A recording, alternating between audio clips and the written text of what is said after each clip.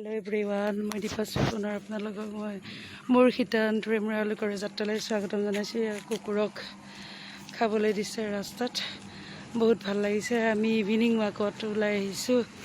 এইদৰে আচলতে ৰাস্তাৰ কুকুৰবিলাকক খাবলৈ দিব লাগে।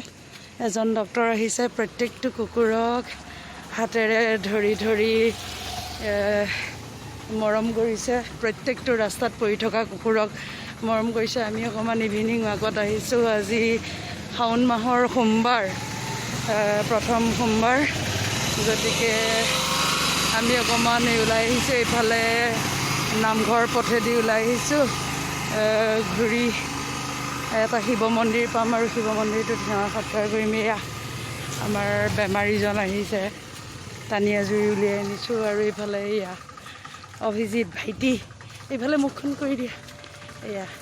এয়া আমাৰ ইভিনিং ৱাকত আহিছে আৰু ময়ো আহিছোঁ মাস্ক লগাই।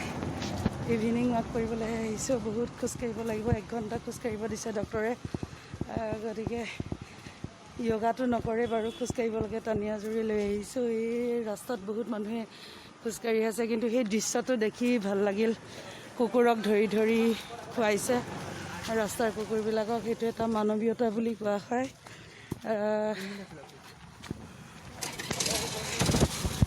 আমি এয়া খোজকাঢ়ি ওলাই আহিছোঁ। বহুত দূৰ যাম, কিমান দূৰ যাম ক'ব নোৱাৰোঁ।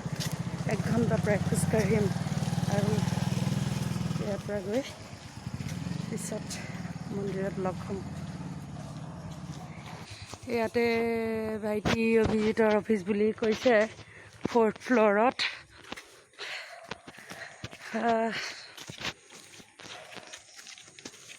অন্ধকাৰ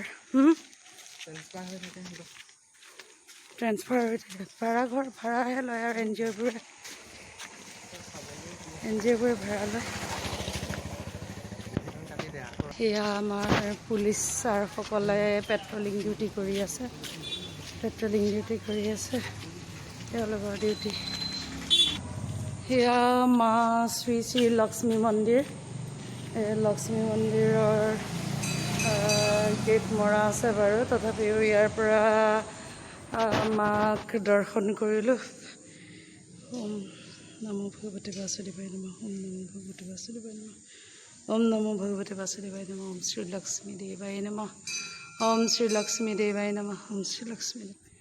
এয়া শিৱ মন্দিৰ, মা লক্ষ্মীক দৰ্শন কৰিলোঁ। এতিয়া আমি শিৱ মন্দিৰৰ শিৱ বাবা, ভোলে বাবাৰ মন্দিৰ। আজি শাওণ মাহৰ সোমবাৰ, প্ৰথমটো সোমবাৰ। ভগৱান শ্ৰী ভোলেনাথে আমাৰ সকলোকে মংগল কৰে, সকলোৰে বেমাৰ ব্যাধি দূৰ কৰি পৃথিৱীখন সুন্দৰ কৰি তোলে। তাৰে কামনাৰে কৰি সকলোৰে সদমতি সদগতি সৎ চিন্তা দিয়ক। মই অকণমান প্ৰাৰ্থনা গাম, প্ৰাৰ্থনাখিনিও গাব লাগে। যিহেতু চাকি বন্তি জ্বলাব নোৱাৰোঁ না, ইয়াতে আমি পইচা দি সেৱা কৰিম।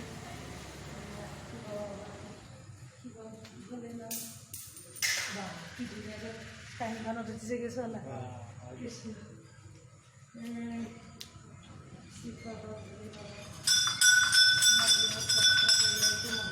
মহাদেৱ সকলোৰে মংগল কৰিব, সকলোকে শান্তি দিয়া, ঘৰত যদি কিবা অপায় মংগল আছে, সকলো অপায় মংগল দূৰ কৰি তোমাৰ শ্ৰীচৰণত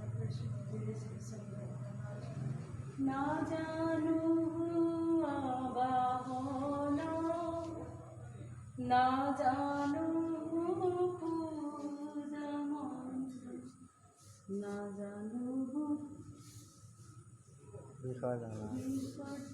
বেলেগ অপৰাধ বিনাশন, তজু নামে নাৰায়ণ, তানি নামে পখিলো শৰণে, আনগতি নাহি কে স্মৰণে, অপৰাধ ক্ষমা কৰি তুমি দয়া শিল হৰি, মুখ ৰক্ষা কৰিও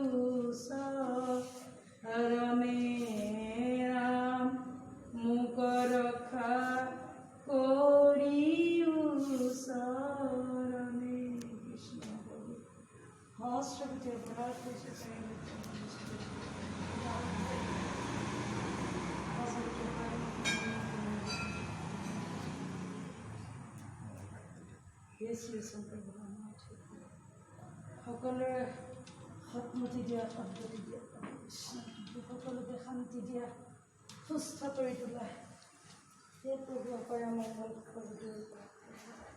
কৰোণামুক্ত পৃথিৱীখন নাই চোৱা দে বন্ধ কৰি দিয়া। আমি সাক্ষাৎকাৰ ল'লোঁ আৰু এয়া শিৱ বাবাৰ ওচৰৰ পৰা শিৱলিংগ।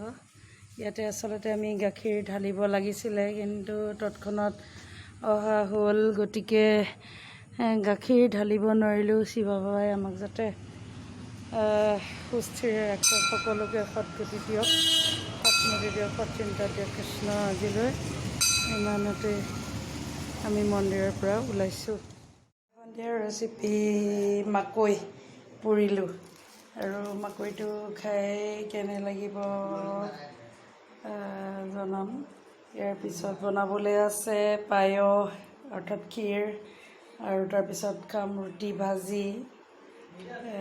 খোজকাঢ়ি আহিলোঁ, বহুত দূৰখিনি খোজকাঢ়ি আহিলোঁ বাৰু, বেয়া লগা নাই, ভালেই লাগিল। প্ৰায় 3 কিলোমিটাৰ বাট খোজকাঢ়িলোঁ আমি। ইয়াৰ পিছত আমি ৰেডি কৰি আছোঁ। এইফালে এয়া লাংখাই পৰি আছে, এয়া গুড মৰ্ণিং। এয়া গা পা ধুই আহিলোঁ, ৰাতিপুৱা বনাই মেলি সকলোকে খুৱাই বুৱাই পঠালোঁ, টিফিন দিলোঁ। মিষ্টাৰ ডিউটি গ'ল, আৰু আজি ৰাতিপুৱা টেষ্ট কৰালেগৈ, ৰিপৰ্ট অহা নাই বাৰু। ফাষ্টিং টেষ্ট কৰিলে আৰু BPও টেষ্ট কৰিছে। আৰু মোৰতো ইমান খজুৱাই থকা হৈছে কিয় নাজানো, কিমান চুলি সৰিছে চাওকচোন, এনেকুৱা মস্ত মস্ত একটোপোলা চুলি সৰে। আৰু মই পতঞ্জলি এইটো শ্বেম্পু ইউজ কৰোঁ, পতঞ্জলি শ্বেম্পু, এল'ভেৰা, কেশকান্তি, তথাপিও চুলি খুব সৰি আছে। ইয়াৰ আগত এলিমেণ্টছ আয়ুৰ্বেদিক শ্বেম্পুবোৰেই ইউজ কৰোঁ, তথাপি ইমান চুলিবোৰ সৰি সৰি গৈছে। আৰু বডি ৱাছ এইটো ইউজ কৰোঁ, অৰিফ্লেম মিল্ক হনি বডি ৱাছ।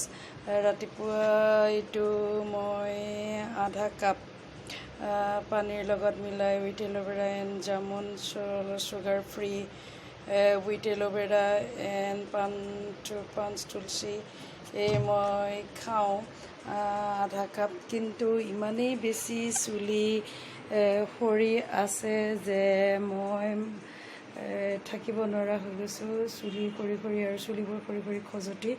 গতিকে কিবা উপায় থাকিলে আপোনালোকে জনাবচোন।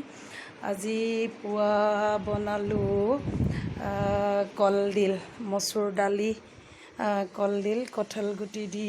আপোনালোকে খাইছেনে বাৰু? এইদৰে কলডিল আৰু কঁঠাল গুটি বনালোঁ, আৰু কণী আৰু আলু বইল কৰি ফ্ৰাই কৰিলোঁ। কিন্তু এওঁ আৰু মই আলু নাখাওঁ, ভাইটিকহে দিয়া হৈছে। বাকীখিনি এতিয়া আকৌ বনাম, মই একো খোৱা নাই বাৰু। মই চাহ, বিস্কিট, পাফকৰ্ণ আৰু ভুজিয়া খালোঁ। এতিয়া আজি ৰুটি চুটি নবনাওঁ, একেবাৰে ভাতেই খাই দিম, ভাত খাম। ইফালে ডাঙৰ ডাঙৰ বিল্ডিংবোৰ বনাই আছে, মানুহৰ লকডাউনতে বহুত সুবিধা হৈছে। 1 মাহতে এটা ডাঙৰ ডাঙৰ বিল্ডিং বনাব পাৰিছে, কিন্তু আমাৰ দৰে মানুহে দিন হাজিৰা কৰি, প্ৰাইভেট স্কুলত কাম কৰি, প্ৰাইভেট কোম্পেনীত জব কৰি কিমান দিন চাগে টিকিব পাৰিম ঠিকনা নাই। লকডাউনে সকলোবোৰ শেষ কৰি পেলাইছে। এতিয়া বনাম মই। কালি মাকৈ খোৱা হ'ল, কালি ক্ষীৰখিনি বনোৱা নহ'ল যিহেতু ইভিনিং ৱাকত গ'লোঁ। আজি মই তিয়াই থৈছোঁ এয়া জিৰা ৰাইচখিনি আজি বনাম, আৰু আমুল তাজাতেই বনাম। গতিকে আজিলৈ ভিডিঅ'টো ইমানতে সামৰিছোঁ। ক্ষীৰ বনাই কেনে হ'ল জনাম বাৰু। এয়া মই এতিয়া বনাবলৈ লৈছোঁ এয়া ক্ষীৰ। পৰিমাণটো কৈছোঁ, বাসমতি চাউল 3 মুঠি, মুলতাজা আধা লিটাৰ আৰু পুৰবী গাখীৰ আধা লিটাৰ। এইখিনি এয়া গাখীৰখিনি মই উতলাই আছোঁ। তাৰপিছত দিম এয়া কিচমিচ আৰু কাজু কিচমিচ আৰু কাজুখিনি এইদৰে মই অলপ সময় পানীত তিয়াই ৰাখিম। তাৰপিছত চেনি খুব কম পৰিমাণে দিম। চেনি মই দিম মাত্ৰ 2 চামুচ, যিহেতু চুগাৰ ফ্ৰী বনাম বুলি কৈছোঁ বাৰু। আৰু এইফালে এয়া ভাইটিয়ে আনি থ'লে মাছ, 1.5 কেজি মাছ আনিছে। ৰাতিলৈ কোমোৰা, গেলা কোমোৰা আৰু বিলাহী দি পেলাই বনাম। গেলা কোমোৰা মানে বুঢ়া কোমোৰা আৰু বিলাহী দি বনাম। খাবলৈ কেনে হয় নাজানো, আপোনালোকে বাৰু কোমোৰা দি এইদৰে ৰৌ মাছ বনাইছেনে? কোমোৰা আৰু এইখিনি হ'ব মাছৰ কণী বৰা বনাম। মাছৰ কণী যথেষ্টখিনি আছে বাৰু, বহুতখিনি, প্ৰায় আধা কেজিমান মাছৰ কণীয়ে আছে আৰু মাছ 1 কেজিৰ ওপৰ আছে। গতিকে এতিয়া আজি মই ক্ষীৰৰ ৰেচিপিটো বনাম। প্ৰথমে খুব ভালদৰে গাখীৰখিনি গৰমাই ল'ম। তাৰপিছত এয়া চাউলখিনি মই তাতে দিম আৰু তাৰপিছত বহুত সময় উতলোৱাৰ পিছত মই দিম চেনি 2 বা 3 চামুচ আৰু কিচমিচ আৰু কাজুকেইটা দিম। তেজপাতটো নাই, তেজপাতটো দিয়া নহ'ল বাৰু। আৰু এইফালে আছে এইটো ৰঙালাও গুটি, এইটো জিংক বহুত থাকে, বহুত পৰিমাণৰ জিংক থাকে বাৰু। আপোনালোকে খাইছেনে বাৰু? মই কিন্তু খাই পোৱা নাই, কিন্তু আজি ভাজিম বুলি ভাবিছোঁ। কেনে হয় পিছত জনাম, খাবলৈ কেনে হ'ল জনাম। এতিয়া মই পায়সখিনি বনাই লওঁ। মোৰ ক্ষীৰখিনি প্ৰায় বনোৱা শেষেই হৈছে। এতিয়া মই দিম ইয়াত 1 পেকেট অমূল্য মিল্ক পাউডাৰ। মই ইয়াতেই দিম ডায়েৰী অমূল্য মিল্ক পাউডাৰ। খাবৰ সময়ত খোৱাৰ টেষ্টটো বেলেগ আহিব, ইয়াত খাওঁতে ভাল লাগিব। 1 পেকেট দি দিছোঁ মই ইয়াত। তাৰপিছত ক্ষীৰখিনি এইদৰে ভালদৰে পগাই মই গেছ অফ কৰি কিছু সময় থৈ দিম। এয়া কিছু সময় থৈ দিম আৰু ঠাণ্ডা হ'লে পৰিৱেশন কৰি কেনে হ'ল খাবলৈ জনাম। ইয়াত যদি অকণমান ঘিউ আৰু মৌ দিব পৰা হয় খাবলৈ আৰু বেছি টেষ্টি হ'লহেঁতেন। এতিয়া মোৰ ওচৰত বাৰু ঘিউ আৰু মৌটো নাই। আজি 1 খোপামান কাপোৰো ধুলোঁ। এইফালে মৰিগাঁও ডিষ্ট্ৰিক্ট বোলে খুলি দিছে, বোধ কৰোঁ মই যাবগৈ লাগিব। নটিচ আহিছে আৰু আহিছিলোঁহে মাত্ৰ, ছামাৰ ভেকেশ্যনো দিলে। ইমান দিন ক'তো ওলাব পৰা নাছিলোঁ, লকডাউন কোনোমতে যেনে তেনে ভাইটিৰ লগত আহি পাইছিলোঁ। কিন্তু আকৌ যাব লগা যিহেতু হ'লেই, মনটো বৰ এটা ভাল লগা নাই। বহীবিলাক ল'বগৈ লাগিব, পৰীক্ষাৰ বহীবোৰ জমা দিয়া ডেট আছে। কপি কিছুমান ছাবমিশ্যন কৰিব নোৱাৰিলে, কিছুমান ছাবমিশ্যন কৰা হ'ল বাৰু। যিহেতু 28 তাৰিখৰ পৰা ফুল লকডাউন আছিলে মৰিগাঁও অনিৰ্দিষ্ট কাললৈকে, কিন্তু আজিৰ পৰা যিহেতু খুলি দিছে 12 বজালৈকে বোলে, যোৱাকালি পৰা দিছে বুলি শুনিছিলোঁ। গতিকে বোধ কৰোঁ আকৌ যাবগৈ লাগিব।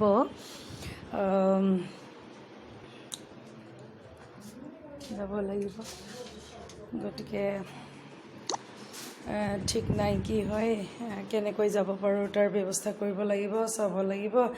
আৰু তেতিয়ালৈকে মোৰ ক্ষীৰখিনি হ'লনে নাই চাইছোঁ, হৈ গ'ল, সম্পূৰ্ণ হৈ গ'ল। এতিয়া মই গেছ অফ কৰি দিলোঁ আৰু খোৱাৰ বাবে এইটো উপযোগী হ'ল। আৰু ইয়াত ইমান ধুনীয়া ধুনীয়া বাগিচাখন আছে, ফল মূলৰ বাগিচা আৰু শাক পাচলিৰ বাগিচাখন ভাল লাগে। বাহিৰৰ পৰিৱেশটো খুব ধুনীয়া।